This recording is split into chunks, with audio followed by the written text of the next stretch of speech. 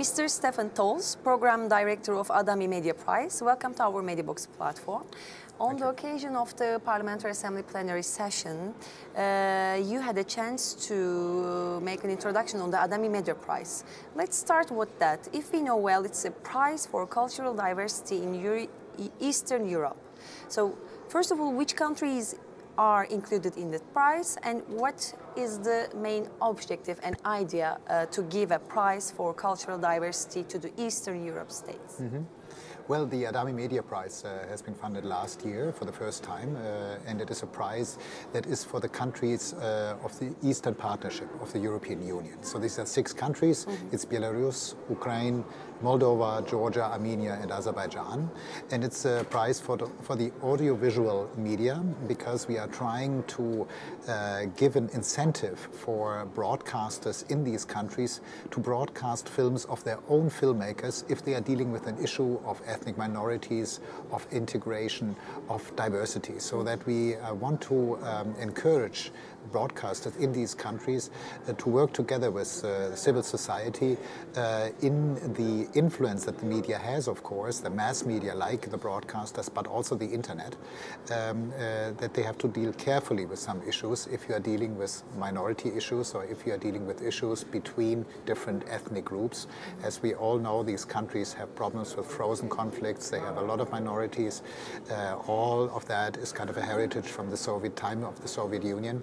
And now there has to be dealt with these problems. And we see with conflicts like, for example, the conflict of Bergkarabakh between Armenia and Azerbaijan, that I think the best idea is through the media to slowly try for people to understand ethnic minority issues and to understand what a richness it is to have a cultural diversity.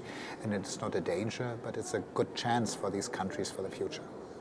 And also, if we know well, there are so many categories, not only films, but also websites. So could you give some examples and details on these categories, please? Sure. We have 6 categories. These are the same 6 categories that also the Civis Media Prize for the EU has. Which is the biggest media prize in Europe. In Europe. The biggest media prize for integration and cultural diversity in Europe is the Civis Prize. And we are doing kind of the same idea in this eastern part of Europe and the Caucasus. And so the 3 categories that we have for TV. One of them is for fiction and entertainment. That's meaning there are also TV shows, also cartoons can participate, and of course detective movies or all kind of movies that deal with an issue of diversity. It doesn't always have to be a problem or a conflict. It can be a very interesting, funny film. It can be a comedy that is dealing with different ethnic actors, and that can to work on the idea of a cultural diverse society. The second category is the category of documentary film and reportage.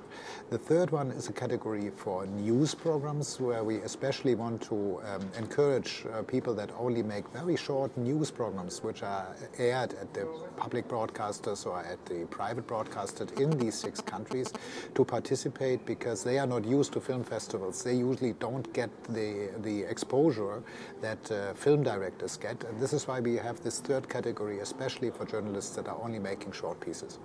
Then we have a category for students, where all kind of genres can participate, whether it's documentary or fiction, but the students up till the age of 28 can participate. And then we have, in the end, 2 categories for online. And these 2 categories are for websites. So if a website, for example, of an NGO or of an initiative is dealing with, in a very, very original way, with cultural diversity and migration, then we want to give this website a prize.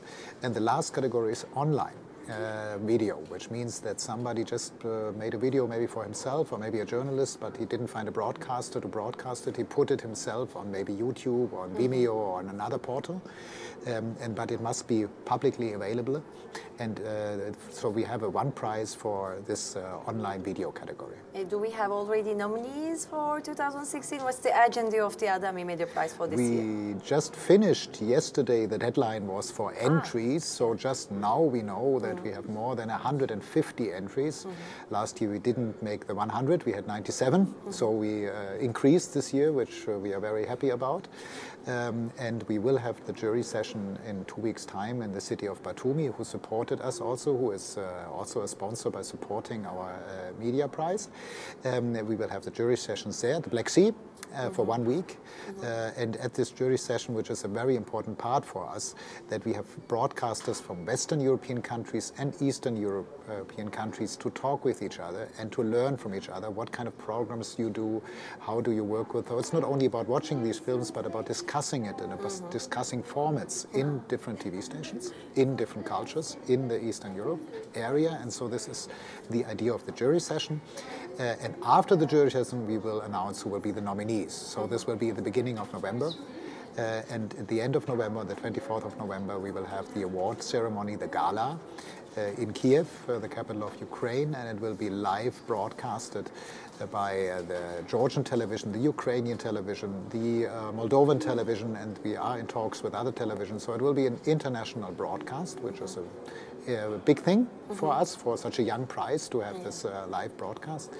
And we have the patronship of the representative for the freedom of the media of the OBSE, and the patronship for the gala of the Secretary General of the Parliamentary Assembly of the Council of Europe. Yeah. This is also important because you have a really good cooperation and coordination, such a partnership with the international organizations. So what's the role of the Council of Europe in that point? What kind of partnership? So what's the next step, next project with Council of Europe then? Yes, so I think we invited members of the Council of Europe last year to the gala so that they could see what it is. And we had first talks. So the first step now in cooperation is the patronship, and by inviting members and people coming there. And also that we had the possibility to show it today. The last year's winners, 2 parliamentarians here in Strasbourg, already is first step of a partnership which I hope will continue. I really would love to have this as a regular thing, that the ADAMI Prize winners once a year might be screened in Strasbourg. We yesterday had a nice screening in the Odyssey Cinema in Strasbourg, which is one of the oldest cinemas in the world, which I didn't know, which was really interesting for the filmmakers, because it is also an incentive to take part in this prize, that people know, okay, in case they might be winners, they might be invited, they might be coming to Strasbourg, they might be invited to the Council of Europe, we are visiting Arte. So this is an incentive. And of course, it is it gives people that only make a 1 or 2 minute film an importance suddenly, because they were really dealing in a very, very creative way, in a very professional way, with a very important issue about minorities. And this is why I think it's so important to have this cooperation, also hopefully in the future with the Council of Europe.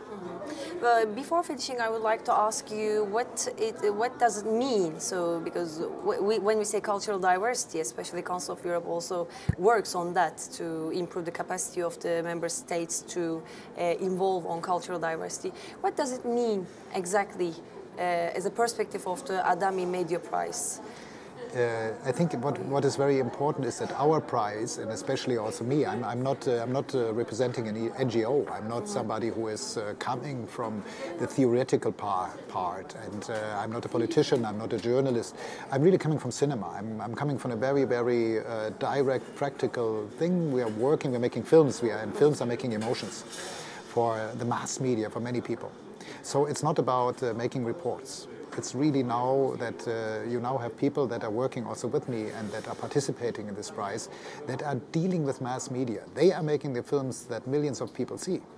And so this is, of course, important for the future. And this is why I think it's so important to involve the knowledge and the politics and the idea of the Council of Europe, especially on human rights and on all these, and of course on minorities and on freedom of the media, to involve these ideas with this prize and to connect it with this prize, because it is not something in a corner, like minorities are only being kind of pushed aside. We want to have it in the media of these 6 countries at a very prominent place.